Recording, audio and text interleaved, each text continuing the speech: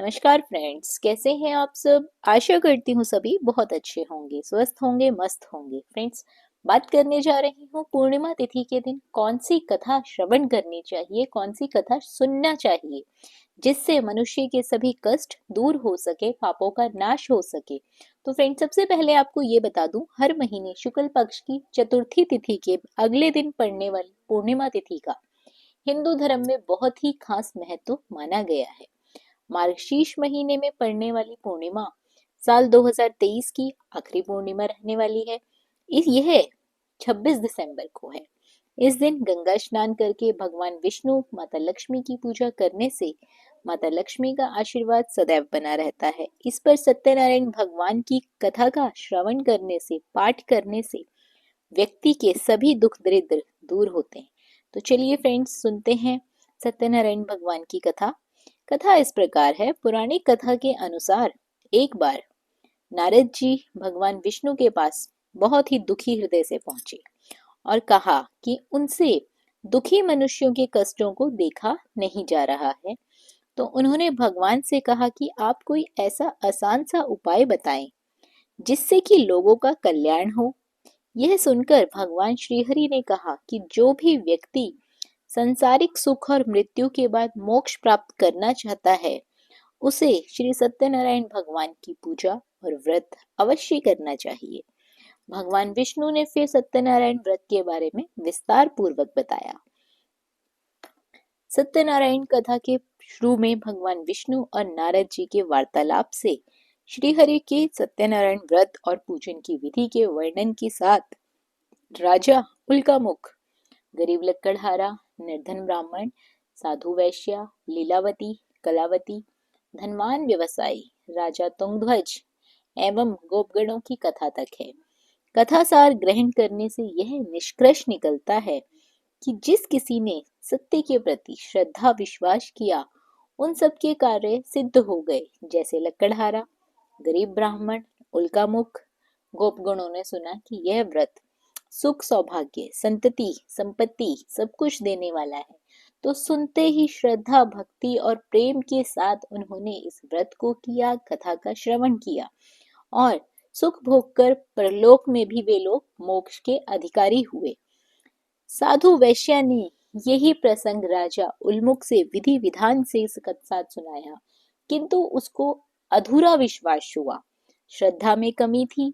वह कहता था कि संतान प्राप्ति पर सत्यव्रत पूजन अवश्य करूंगा। समय बीतने पर उसके घर में एक सुंदर सी कन्या का जन्म हुआ। उसकी श्रद्धालु पत्नी ने व्रत की याद दिलाई तो उसने कहा कि कन्या के विवाह के समय व्रत करेंगे, कथा करेंगे। समय आने पर कन्या का विवाह भी हो गया, किंतु उस वैश्य ने व्रत नहीं किया। वह अपने दामाद को लेकर व्यापार के लिए चला गया। उसे चोरी के आरोप में राजा चंद्रकेतु द्वारा दामाद सहित कारागार में डाल दिया गया। पीछे घर में भी चोरी हो गई। पत्नी लीलावती और पुत्री कलावती भिक्षावृत्ति के लिए विवश हो गए, यानी कि उनके घर में खाने के लाले पड़ गए। वे लोग अब भिक्षा मांगकर खाना खाने लगे। एक दिन कलावती ने किसी के घर में श्री सत्यनारायण भगवान का पूजन होते हुए देखा और घर आकर अपनी माँ को बताया। तब माँ ने अगले दिन श्रद्धा भाव से व्रत पूजन करके भगवान श्री सत्यनारायण से अपने पति और दामाद के शीघ्र वापस आने का वरदान मांगा। श्री हरि उस पर प्रसन्न हो गए और स्वप्न में राजा को दोनों को छोड़ने का आदेश दे दिया। राजा ने उनका धन धान्य तथा प्रचुर द्रव्य देकर उन्हें विदा किया। घर आकर पूर्णिमा और संक्रांति को सत्यव्रत का पालन किया और सुख भोग कर मोक्ष को प्राप्त हो गए।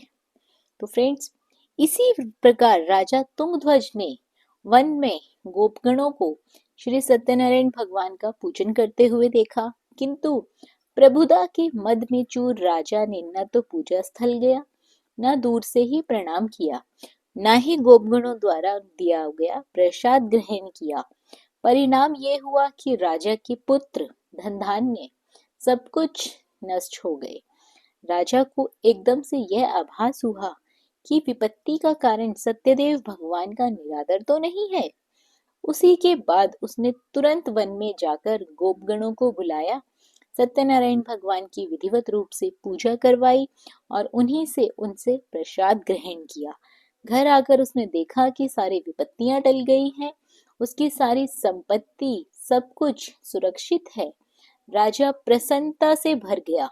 सत्यव्रत के आचरण में निरत होकर, यानी कि श्री सत्यनारायण भगवान की पूजा करने के बाद सर्वस्व भगवान को उसने अर्पित कर दिया।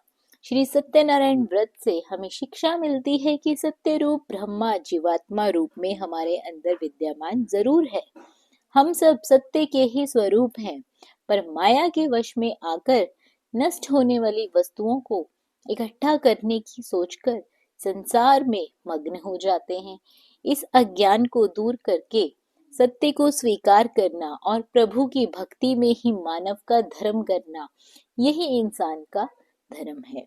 तो फ्रेंड्स, आशा करती हूँ आप सभी भी अपने घर में श्री सत्यनारायण भगवान की पूजा, व्रत, कथा श्रवण अवश्य करते होंगे, जिससे उनकी कृपा दृष्टि सदैव आपके घर पर बनी रहती होगी। तो फ्रेंड्स, वीडियो पसंद आई हो तो वीडियो को लाइक और शेयर जरूर कर दीजिए। चैनल पर पहली बार आए हैं तो चैनल को सब्सक्राइब करना बिल्कुल ना भूलिए। बने रहिए आपके अपने यूट्यूब चैनल अंकित वास्तु ज्ञान में। धन्यवाद।